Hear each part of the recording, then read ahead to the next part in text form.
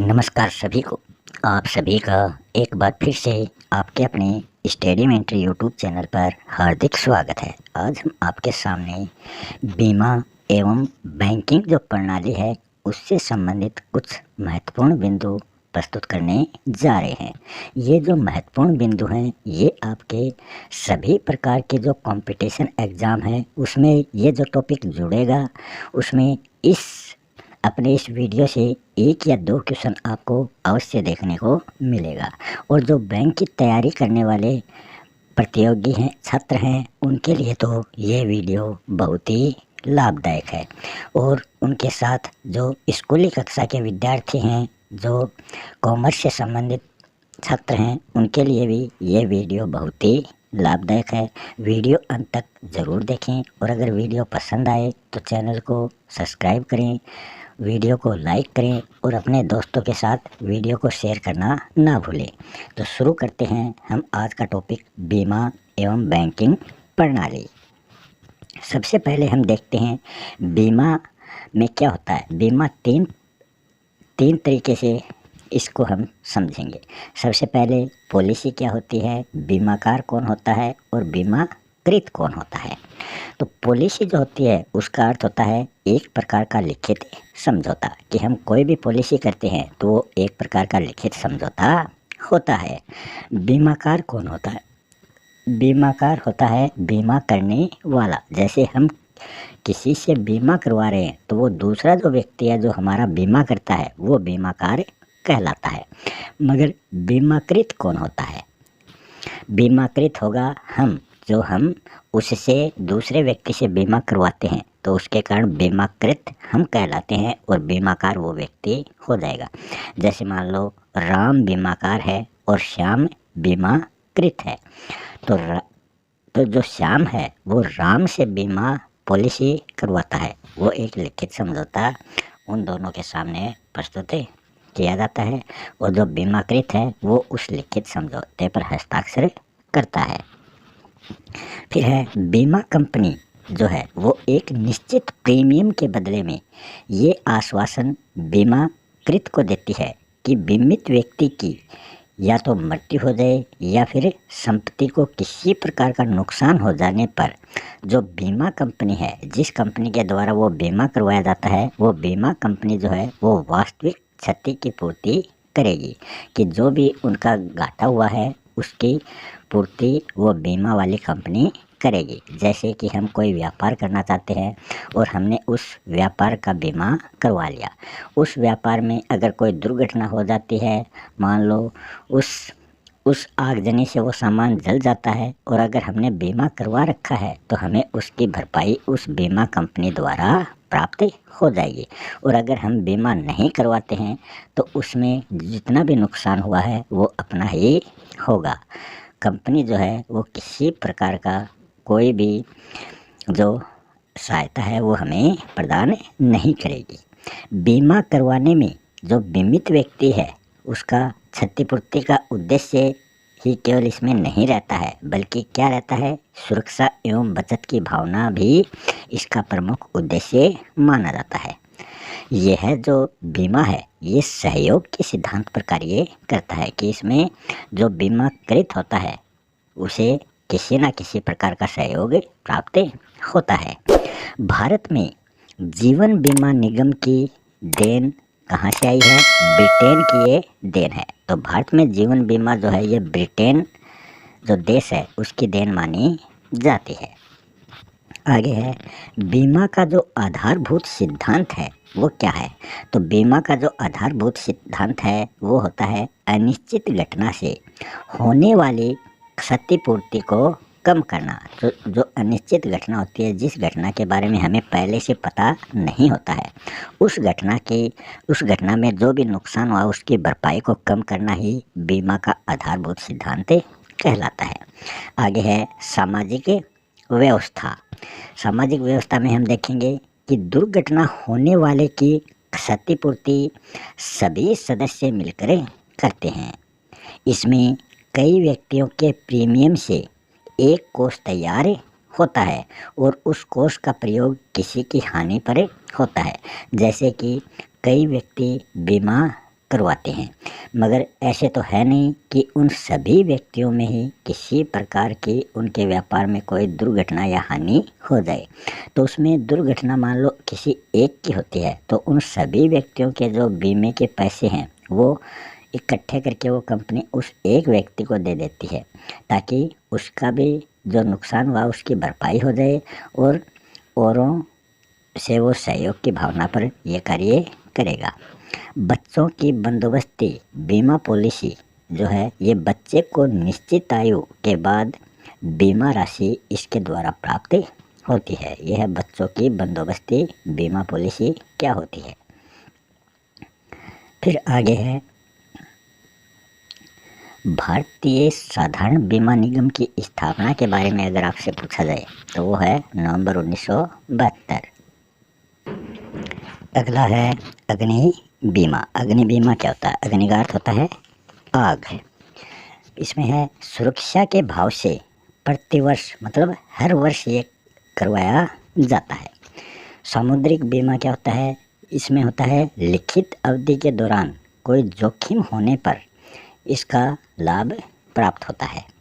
यात्रा बीमा क्या होता है? यात्रा होता है हम बस में या ट्रेन में सफ़र करते हैं या हवाई जहाज़ में सफ़र करते हैं तो उसके लिए जो बीमा करवाया जाता है वो होता है यात्रा बीमा। यात्रा के दौरान उपचार, वित्तीय चूक, अन्य हानियों की क्षतिपूर्ति शामिल इसमें होते हैं। फिर है मोटर बीमा में जो तीसरा पक्ष होता है, तृतीय पक्ष, उसका बीमा होना भी बहुत ज़रूरी है, अन्यथा उसको किसी प्रकार की कोई राशि नहीं मिलेगी। अगर उसका बीमा है तभी उसको वो राशि प्राप्त होगी। फिर है LIC की स्थापना कब हुई थी? तो LIC की स्थापना जो है वो 1 सितंबर 1956 को हुई थी। 1 सितंबर 1956 को LIC की स्थापना होती है और इसका जो मुख्यालय है वो मुंबई में है। फिर है केंद्रीय बैंकिंग जांच जो समिति है उसकी स्थापना 1931 में होती है और RBI की स्थापना का जो सुझाव है वो इस समिति के द्वारा दिया जाता है। अगला बिंदु है ग्रामीण साख सर्वेक्षण समिति की स्थापना 1951 ईस्वी में SBI की स्थापना का सुझाव ग्रामीण साख सर्वेक्षण समिति द्वारा दिया जाता है। तो RBI की स्थापना का सुझाव तो केंद्रीय बैंकिंग जांच समिति देती है और ग्रामीण साख सर्वेक्षण समिति की स्थापना का सुझाव ये जो समिति है ये SBI की स्थापना का सुझाव देती है। RBI reserve bank of India, SBI state bank of India. फिर है भारत सरकार के वित्त मंत्रालय द्वारा जारी 1 रुपये की नोट पर वित्त सचिव के हस्ताक्षर होते हैं। तो ये बात आपको ध्यान में रखनी है कि 1 रुपये का जो नोट होता है उस पर किसके हस्ताक्षर होते हैं? वित्त सचिव के होते हैं। और 1 रुपये से ज़्यादा मतलब 2 रुपये, 5 रुपये, 10 रुपये, 20 रुपये, 50 रुपये, 100 रुपये, 200 रुपये, 500 रुपये, इन सभी पर किसके हस्ताक्षर होते हैं? भारतीय रिजर्व बैंक के गवर्नर के।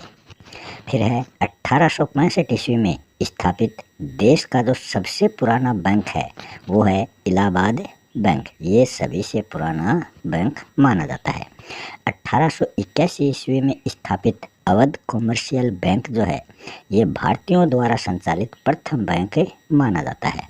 तो ये ऐसे पूछ लिया जाए कि भारतीयों द्वारा संचालित प्रथम बैंक का क्या नाम है तो वो है अवध कॉमर्शियल बैंक और इसकी स्थापना कब हुई थी? 1881 ईस्वी में।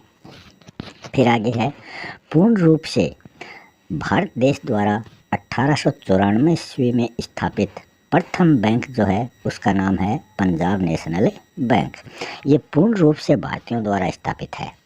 अवध कॉमर्शियल बैंक तो इसमें भारतीयों के साथ साथ विदेशों का भी कुछ सहयोग है, मगर पूर्ण रूप से भारत देश में स्थापित जो बैंक है 1894 ईस्वी में वो है पंजाब नेशनल बैंक।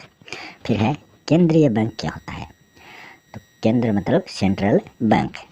देश के सभी वाणिज्यिक बैंकों की गतिविधियों का पर्यवेक्षण, नियंत्रण वह नियमन केंद्रीय बैंक के द्वारा किया जाता है। यह बैंक जो है ये सरकार का बैंक होता है। यह बैंक देश की मुद्रा एवं साख संबंधी जो नीतियां हैं उन पर नियंत्रण करता है और उनको समन्वय करने का काम केंद्रीय बैंक के द्वारा किया जाता है। देश का जो केंद्रीय बैंक है उसका नाम है RBI, reserve bank of India. इसकी स्थापना, रिजर्व बैंक ऑफ इंडिया की स्थापना होती है 1 अप्रैल 1935 को और रिजर्व बैंक ऑफ इंडिया का जो राष्ट्रीयकरण होता है वो होता है 1 जनवरी 1949 को। तो ये दो बिंदु बहुत ही महत्वपूर्ण हैं। ज़्यादातर कंपटीशन एग्ज़ाम में इन दो बिंदुओं से क्वेश्चन आ जाता है। फिर है, देश में सर्वाधिक शाखाएं जो हैं वो एसबीआई की हैं तथा विदेश में बैंक ऑफ बड़ौदा की सर्वाधिक शाखाएं कार्यरत हैं। अगला बिंदु है, भारतीय स्टेट बैंक एसबीआई की स्थापना जो है वो गोरेलाल समिति की संस्तुति पर की गई थी। तो एसबीआई की स्थापना की संस्तुति करने वाली जो समिति है वो है गोरेवाला समिति। फिर आगे है विश्व बैंक। विश्व बैंक क्या होता है ये भी हम देख लेते हैं। द्वितीय विश्व युद्ध के बाद, द्वितीय विश्व युद्ध 1938 से 1942 तक ये चला था। इसमें देशों की बिगड़ती हुई अर्थव्यवस्था को ठीक करने व तीव्र आर्थिक विकास के लिए 1944 ईस्वी में अंतर्राष्ट्रीय पुनर्निर्माण एवं विकास बैंक के रूप में विश्व बैंक की स्थापना की गई थी, वर्ल्ड बैंक। इसकी दो सहायक संस्था मानी जाती हैं। विश्व बैंक की दो सहायक संस्था कौन सी हैं? एक तो अंतर्राष्ट्रीय विकास संघ और दूसरा है अंतर्राष्ट्रीय वित्त निगम। ये इसकी दो सहायक संस्थाएं मानी जाती हैं। फिर है राष्ट्रीय कृषि व ग्रामीण विकास बैंक। इसकी स्थापना जो है वो नाबार्ड की सहायता से इसकी स्थापना कब हुई थी? 12 जुलाई 1982 ईस्वी को राष्ट्रीय कृषि व ग्रामीण विकास बैंक की स्थापना हुई थी। फिर है क्षेत्रीय ग्रामीण बैंक। क्षेत्रीय ग्रामीण बैंक क्या होते हैं? गांवों में साख आपूर्ति की समुचित व्यवस्था करना क्षेत्रीय ग्रामीण बैंकों का प्रमुख कार्य माना जाता है। यह बैंक लघु एवं जो सीमांत श्रमिक होते हैं उनको ऋण प्रदान करने का काम भी क्षेत्रीय ग्रामीण बैंक के द्वारा किया जाता है। अब पूछ लें कि क्षेत्रीय ग्रामीण बैंक की स्थापना कब हुई थी? तो इसकी स्थापना हुई थी गांधी जी के जन्म दिवस पर, मतलब 2 अक्टूबर 1975 को इस क्षेत्रीय ग्रामीण बैंक की स्थापना हुई थी। फिर देखते हैं ई बैंकिंग। ई बैंकिंग क्या होता है? मतलब कंप्यूटर या मोबाइल के माध्यम से इंटरनेट पर बैंकों से जुड़कर जो भी कार्य किया जाता है वो ई बैंकिंग कहलाता है। फिर है आरबीआई का केंद्रीय बैंक के रूप में मौद्रिक प्रणाली का शीर्ष संस्थान ये माना जाता है। फिर है बैंकिंग सुधारों के लिए नरसिम्हन व बीमा क्षेत्र में सुधार के लिए मल्होत्रा समिति का गठन किया गया था। तो इसी के साथ ये बीमा एवं बैंकिंग प्रणाली जो है इससे संबंधित ये वीडियो यहीं समाप्त होता है। मिलते हैं नेक्स्ट वीडियो में कुछ नए टॉपिकों के साथ। तब तक के लिए जय हिंद, जय भारत।